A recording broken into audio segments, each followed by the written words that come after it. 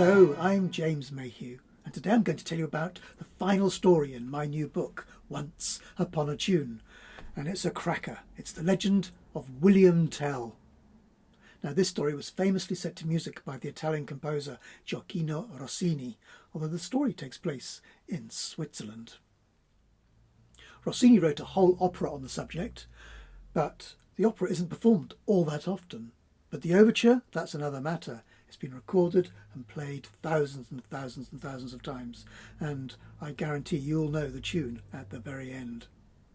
Now, the overture is broken into 4 sections to tell different parts of the story.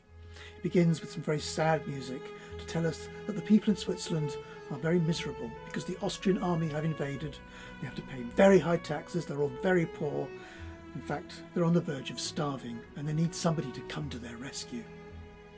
We then hear some storm music, which tells us a bit about the landscape where the story takes place, the Swiss Alps and the deep lakes.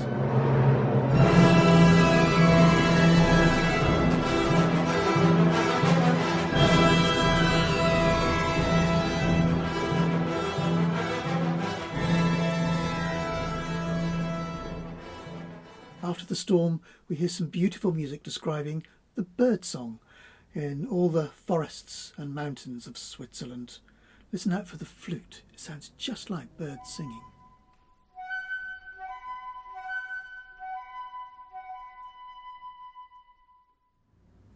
Now, in the story, the evil leader of the Austrians, Gessler, has put a hat on top of a pole.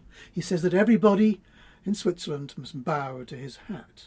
William Tell refuses, and he is arrested by Gessler and his horrible army.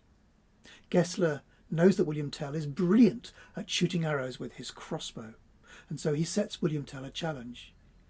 William Tell has a young son called Jemmy, and Gessler says you must shoot an apple off Jemmy's head with a single arrow. Well, William Tell, of course, is terrified. How can he possibly be brave enough to try and shoot an apple off his own son's head with a sharp arrow? Everyone was silent. Then Jemmy spoke. "Father, I know you can do it. You are the best shot in the land. I'm not afraid." Calmly, Tell took 100 paces. Then he took 2 arrows from his quiver. He tucked one into his belt, the other he used to load the crossbow. He held it up and took aim, but his arm trembled.